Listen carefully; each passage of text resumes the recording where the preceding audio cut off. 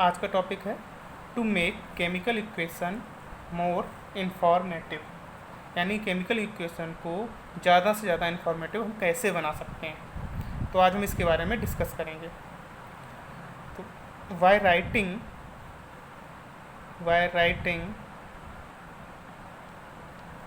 The physical state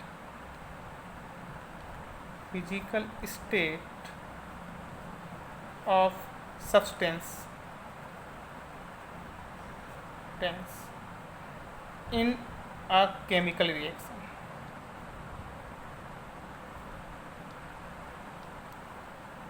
मतलब यानी means कि केमिकल रिएक्शन को मोर इन्फॉर्मेटिव हम कैसे बना सकते हैं। तो इसके लिए हम केमिकल रिएक्शन में जो सब्सटेंस यूज हो रहे हैं उनकी फिजिकल स्टेट लिखते हैं। अब फिजिकल स्टेट कितनी होती है सब्सटेंस की? तो 3 फिजिकल स्टेट में सब्सटेंस पाया जाता है, सॉलिड, लिक्विड और गैस। तो जो सब्सटेंस सॉलिड स्टेट में होता है रूम टेम्परेचर पर, उनके आगे सिंबल हम एस यूज करते हैं। कुछ सब्सटेंस हमारे लिक्विड स्टेट में होते हैं, उनके लिए हम एल यूज करते हैं, और जो सब्सटेंस गैसियस स्टेट में होते हैं उनके लिए हम सिंबल जी यूज करते हैं। कुछ ऐसे भी सॉल्ट होते हैं जिनका हम सॉल्यूशन यूज करते हैं, तो उनके सॉल्यूशन को हम एक्वा सॉल्यूशन कहते हैं यदि उनका सॉल्यूशन वाटर के साथ बनाया गया है। यानी अगर वो सब्सटेंस वाटर में डिजोल्व करके सॉल्यूशन तैयार किया गया है तो उसको हम क्या कहेंगे? Aqua solution. और उसके लिए जो सिंबल हम यूज करते हैं वो AQ।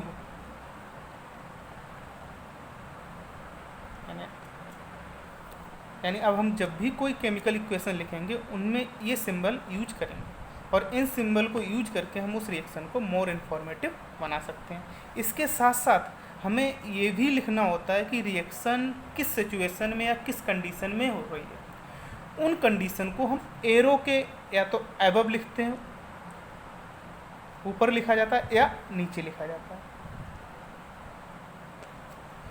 फॉर एग्जाम्पल,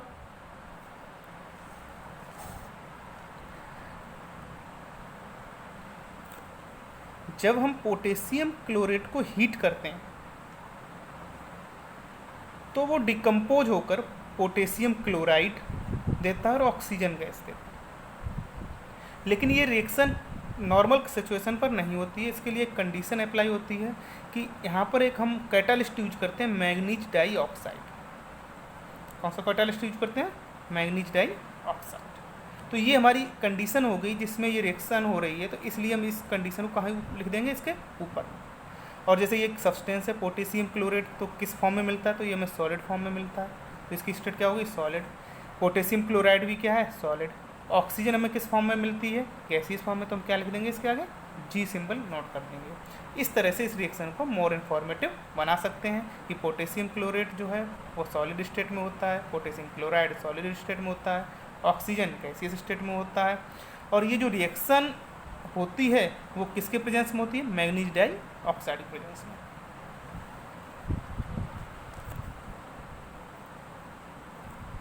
अब हमारा नेक्स्ट टॉपिक है टाइप ऑफ केमिकल रिएक्शन।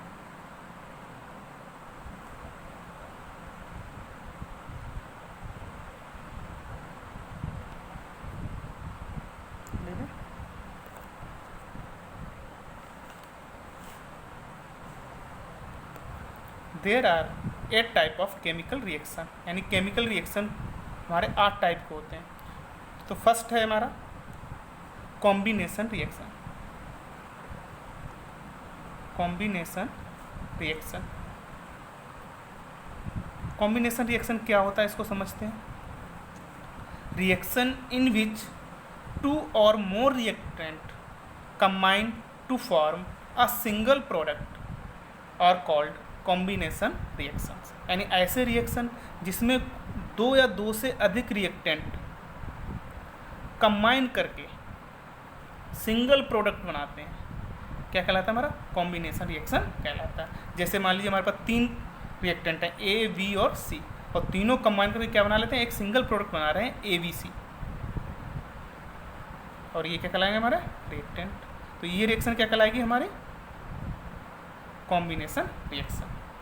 अब हम एग्जांपल से समझते हैं। For example, when magnesium burn in oxygen to form magnesium oxide.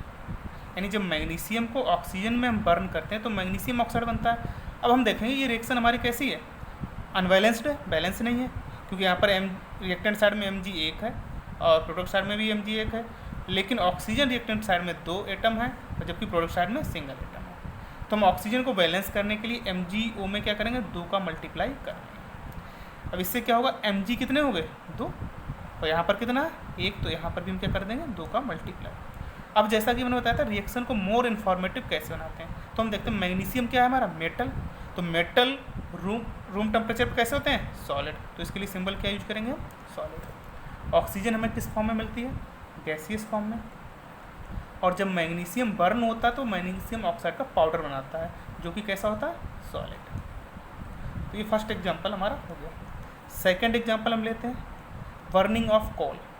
कोल मतलब कार्बन, नहीं, जब कार्बन को हम ऑक्सीजन में बर्न करते हैं तो एक कंपाउंड बनता है हमारा कार्बन डाइऑक्साइड। देखिए यहाँ पर भी क्या हो रहा है, सिंगल प्रोडक्ट बन रहा है, जबकि रिएक्टेंट कितने हैं, 2, तो यानी रिएक्शन क्या कहलाएगा हमारा, कॉम्बिनेशन।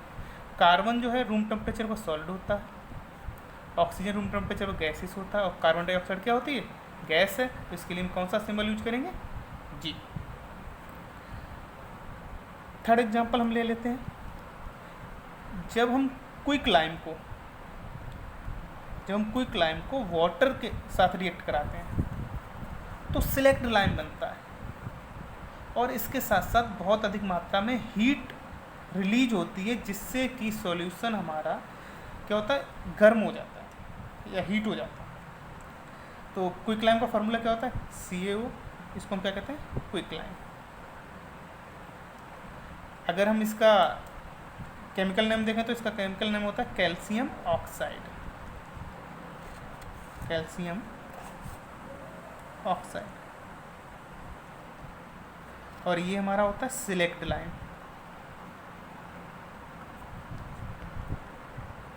और इसका केमिकल नेम होता है calcium hydroxide.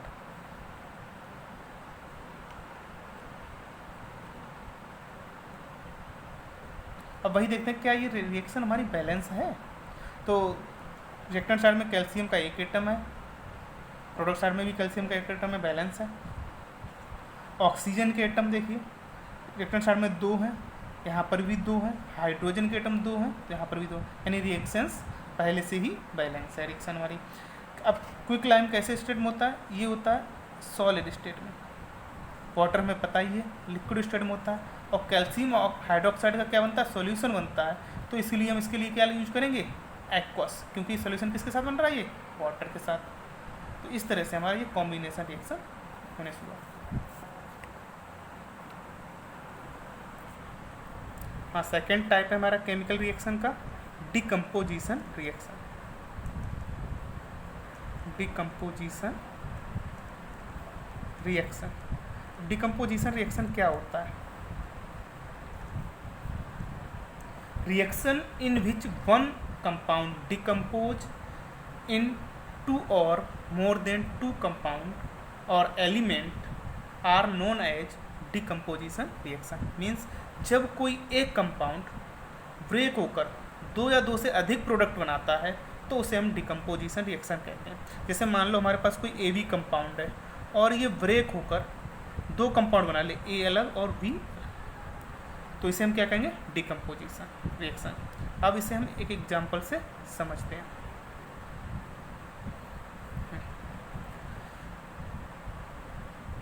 On heating ferrous sulphate,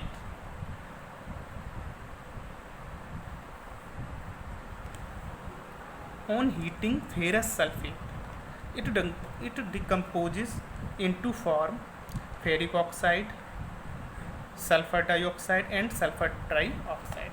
यानी जब हम फेरस सल्फेट को हीट करते हैं तो ये डिकम्पोज होकर फेरिक ऑक्साइड बनाता है, सल्फर डाइऑक्साइड बनाता है और सल्फर ट्राइऑक्साइड बनाता है। अब क्या करेंगे, इसको मोर इन्फॉर्मेटिव बनाएंगे। तो मोर इन्फॉर्मेटिव बनाने के लिए हम क्या करेंगे कि स्टेट को मेंशन करेंगे। तो फेरस सल्फेट सॉलिड स्टेट में होता है, फेरिक ऑक्साइड सॉलिड स्टेट में होता है, सल्फर डाइऑक्साइड गैस है और सल्फर ट्राइऑक्साइड गैसियस फॉर्म में होता है। यहाँ देखिए हमने कंडीशन मेंशन की है कि इसको हम हीट कर रहे हैं, तो हीट के लिए या तो हम सिंबल यूज कर सकते हैं डेल्टा, या हम यहाँ पर सिंपली हीट लिख सकते हैं। There are 3 types of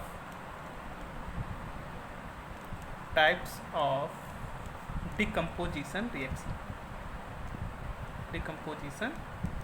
reaction. First is thermal decomposition.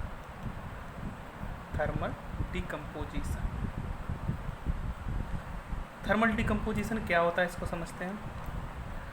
जब हम किसी सब्सटेंस को हीट करके डिकम्पोज करते हैं तो उस रिएक्शन को हम थर्मल डिकम्पोजिशन कहते हैं।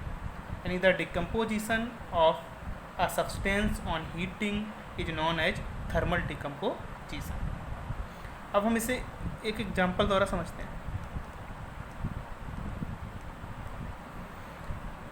जब हम लेड नाइट्रेट को हीट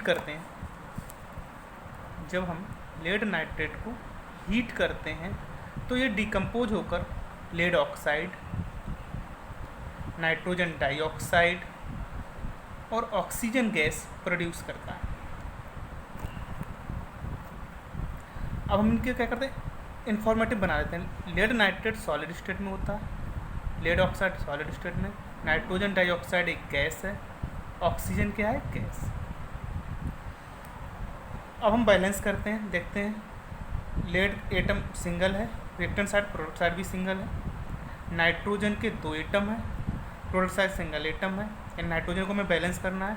ऑक्सीजन के रिएक्टेंट साइड 6 एटम है, जबकि प्रोडक्ट साइड हमारे 5 एटम है। तो सबसे पहले हम इसको बैलेंस करेंगे। तो यहाँ पर हम क्या करें, 2 का मल्टीप्लाई करते हैं। इससे क्या होगा, लेड कितने हो जाएंगे, लेड के 2 एटम हो जाएंगे, तो यहाँ पर 2 का मल्टीप्लाई कर देंगे। अब नाइट्रोजन के जो एटम हो गए वो कितने हो गए, 2 2 जा 4, तो यहाँ पर सिंगल एटम, यहाँ पर 4 का मल्टीप्लाई कर देंगे और इस तरह से बैलेंस हो जाएगा। देख रहे हैं हम ऑक्सीजन के एटम कितने हुए, 2 और 8 10 हो गए, यानी 2 कितने हो गए, 12।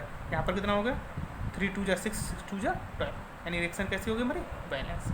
अब यहाँ ध्यान देने वाली बात ये है कि यहाँ पर जो नाइट्रोजन डाइऑक्साइड निकलती है, इसके ब्राउन कलर के फ्यूम निकलते हैं। किस कलर के फ्यूम निकलते हैं, ब्राउन कलर के फ्यूम्स निकलते हैं। कभी कभी पूछ लिया जाता है कि जब लेड नाइट्रेट को हम गर्म करते हैं तो ब्राउन कलर का फ्यूम्स निकलते हैं, तो किस सब्सटेंस के होते हैं, तो वो किस सब्सटेंस होते हैं, नाइट्रोजन डाइऑक्साइड गैस के।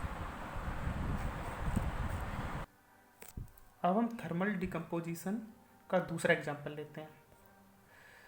दूसरा एग्जांपल हमारा, जब हम कैल्शियम कार्बोनेट को हीट करते हैं तो वह कैल्शियम ऑक्साइड और ऑक्सीजन में डिकम्पोज हो जाता है। कैल्शियम कार्बोनेट ये सॉलिड स्टेट में मिलता है हमें, कैल्शियम ऑक्साइड सॉलिड स्टेट में मिलता है और ऑक्सीजन हमें गैसियस स्टेट में मिलती है। ये हीट का साइन है। बैलेंस देख लेते हैं। कैल्शियम का सिंगल एटम है, तो यहाँ पर भी कैल्शियम का सिंगल एटम है और यहाँ पर ऑक्सीजन के 3 एटम है,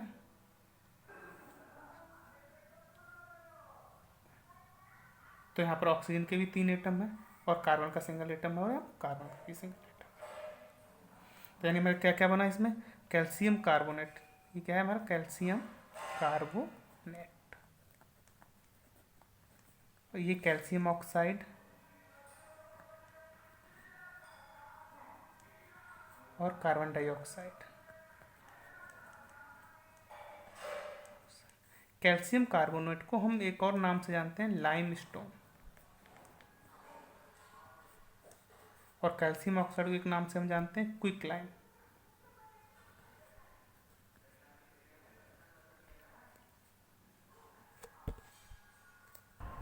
अब हम थर्मल डिकम्पोजिशन का तीसरा एग्जांपल लेते हैं। तीसरा example, on heating lead nitrate it decomposes into lead oxide, nitrogen dioxide and oxygen gas. ये एग्जांपल हम पहले समझ चुके हैं। हम दूसरा एग्जांपल लेते हैं।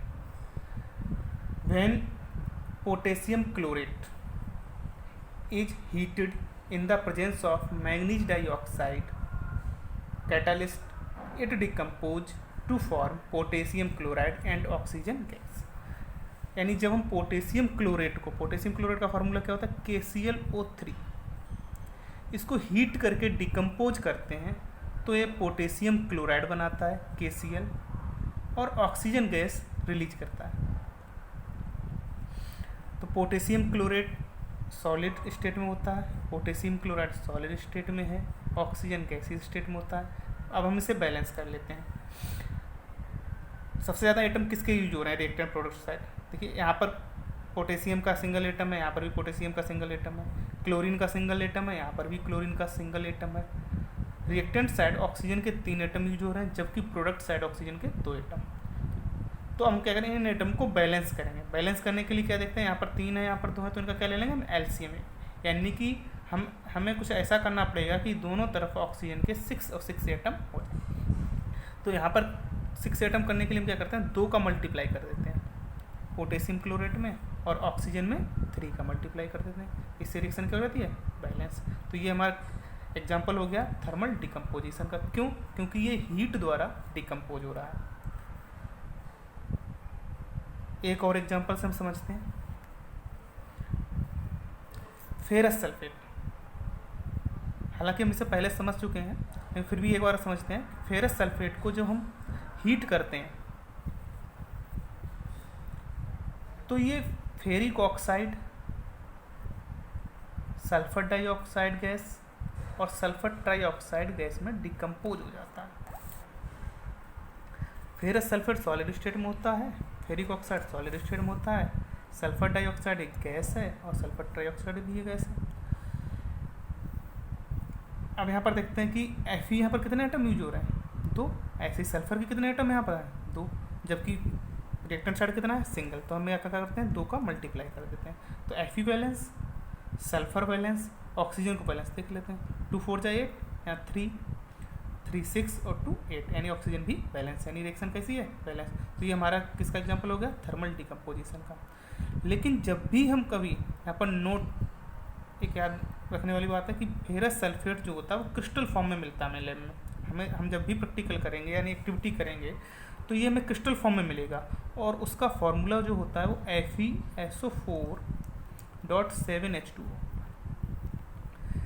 यानी इसे हम हाइड्रेटेड फेरस सल्फेट कहते हैं, hydrated ferrous sulphate.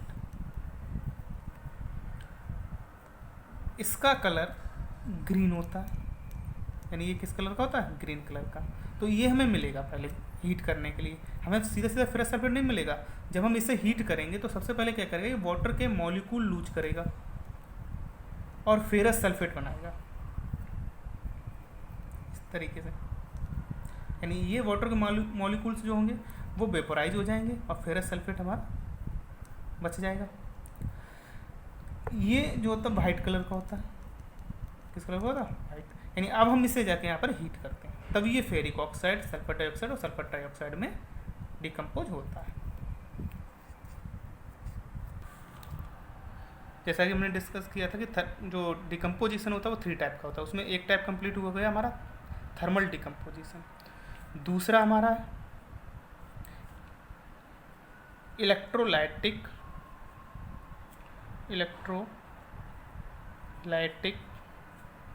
Decomposition.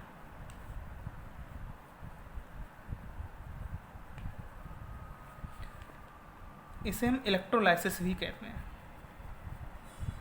Electrolysis. इस टाइप के डिकम्पोजिशन रिएक्शन में कंपाउंड को इलेक्ट्रिक करंट के द्वारा डिकम्पोज किया जाता है। अब इलेक्ट्रिक करंट पास किस टाइप के कंपाउंड में होता है, कभी कोई भी कंपाउंड जब तक सॉलिड स्टेट में है तब तक उसमें इलेक्ट्रिक करंट पास नहीं किया जाता। इलेक्ट्रिक करंट पास करने के लिए या तो उस कंपाउंड को हमें एक्वस सॉल्यूशन बनाना होता है या उसको मोल्टन स्टेट में हमें यूज करना होता है। तो इसका हम एग्जांपल से समझते हैं।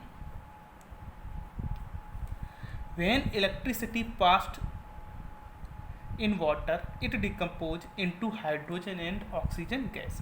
यानी जब हम वाटर में इलेक्ट्रिक करंट पास करते हैं, इलेक्ट्रिक करंट पास करते हैं, तो वाटर हाइड्रोजन गैस और ऑक्सीजन गैस में डिकम्पोज हो जाता है।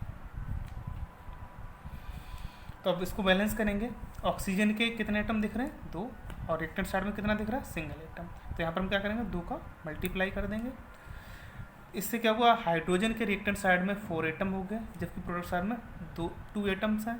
इसमें भी हम 2 का मल्टीप्लाई कर देंगे। इस तरह रिएक्शन को हम बैलेंस कर लेंगे। अब हमने बताया था इसको मोर इन्फॉर्मेटिव बनाने के लिए हमने जो कंडीशन पहले से मेंशन कर दी है। कंडीशन कहाँ मेंशन करते हैं? एरो के तो ऊपर या नीचे।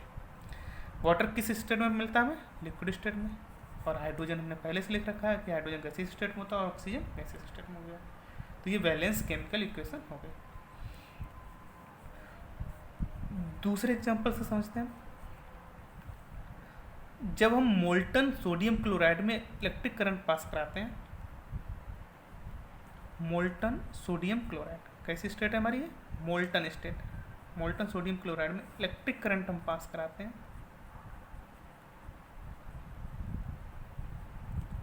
तो ये सोडियम और ऑक्सीजन तो ये सोडियम और क्लोरीन गैस में डिकम्पोज हो जाता है। अब क्लोरीन के यहाँ कितने आइटम यूज हो रहे हैं? 2। यहाँ पर क्लोरीन का कितना आइटम है? सिंगल। तो यहाँ पर हम बैलेंस करने के लिए क्या करेंगे? 2 का मल्टीप्लाई कर देंगे। अब सोडियम के आइटम कितने हो गए? 2। यहाँ पर जबकि कितना है? 1। तो यहाँ पर भी 2 का मल्टीप्लाई कर देंगे। यानी कि इलेक्ट्रोलाइसिस या इलेक्ट्रोलाइटिक डिकम्पोजिशन तभी पॉसिबल है जब कोई कंपाउंड या तो लिक्विड, जैसे वाटर लिक्विड स्टेट में हो, या वो एक उसका हम एक्वस सॉल्यूशन बना लें, या उसको हम मोल्टन स्टेट में यूज करें, तो हम उसका इलेक्ट्रोलाइटिक डिकम्पोजिशन करा सकते हैं। Third, photo decomposition. थर्ड क्या है हमारा? Photo decomposition. अब फोटो डिकम्पोजिशन क्या होता है?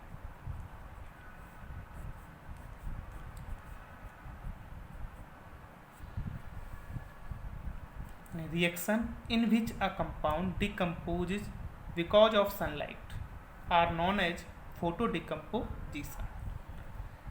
This is also known as photolysis. इसे हम फोटोलाइसिस और कहते हैं। फोटोलाइसिस यानी जब हम किसी कंपाउंड को डिकम्पोजिशन सनलाइट के द्वारा कराते हैं तो उसे हम फोटो डिकम्पोजिशन करते हैं। यानी जब हम किसी भी कंपाउंड को डिकम्पोज करने के लिए सनलाइट का यूज करेंगे तो क्या कहलाएगा हमारा? Photo decomposition. फॉर एग्जांपल, जब हम सिल्वर क्लोराइड को सनलाइट में खुला छोड़ देते हैं तो सिल्वर क्लोराइड डिकम्पोज होकर सिल्वर मेटल और क्लोरीन गैस प्रोड्यूस करता है। सिल्वर मेटल और क्लोरीन गैस प्रोड्यूस करता है। क्लोरीन गैस है तो इसके लिए कौन सा सिंबल आएगा? जी। सिल्वर मेटल है, मेटल हमें पता है सॉलिड स्टेट में होते हैं, तो यहाँ पर सॉलिड। सिल्वर क्लोराइड भी कैसा है? आयनिक कंपाउंड है, तो ये भी सॉलिड स्टेट में होता है। यहाँ पर हमने क्या लगाई थी? सनलाइट। तो ये हमारी सिचुएशन है या कंडीशन है, तो इसको हम कहाँ लिख देंगे? एरो के ऊपर। यानी जब हम किसी कंपाउंड को सनलाइट के द्वारा डिकम्पोज करते हैं तो हमारा क्या कहलाता है? Photo decomposition. इसमें क्या होता है? सिल्वर क्लोराइड वाइट कलर का होता है, लेकिन इसका कलर भी चेंज हो जाता है, क्योंकि सिल्वर क्लोराइड डिकम्पोज होकर क्या दे रहा है? सिल्वर। और सिल्वर मेटल हमारा होता है ग्रे कलर का। किस कलर का होता है? Grey colour. तो यहाँ पर कलर भी चेंज होता है, यानी कि जो कलरलेस या वाइट कलर हम कह सकते हैं, तो ये किस में चेंज हो जाता है? ग्रे कलर में मिल जाता है। दूसरा हम एग्जाम्पल ले सकते हैं इसी तरह सिल्वर ब्रोमाइड का। जब हम सिल्वर ब्रोमाइड को सनलाइट में एक्सपोज करते हैं तो ये भी सिल्वर और ब्रोमीन गैस में डिकम्पोज हो जाता है। बैलेंस करेंगे तो वी आर यहाँ पर 2 देख रहे हैं, तो यहाँ पर भी हम क्या करेंगे? 2 का मल्टीप्लाई कर देंगे। इसी तरह एजी में भी कितने मल्टीप्लाई कर देंगे? 2 का। इसी तरह हम ऊपर वाली रिएक्शन देख लेंगे सिल्वर क्लोराइड में, यहाँ पर भी 2 का मल्टीप्लाई हो जाएगा, यहाँ पर भी 2। तो रिएक्शन कैसी होगी हमारी बैलेंस। तो आज हमने डिस्कस किया टाइप ऑफ रिएक्शन के दो part, first is combination, second is decomposition reaction. Next class में हम थर्ड फोर्थ टाइप इसके डिस्कस करेंगे।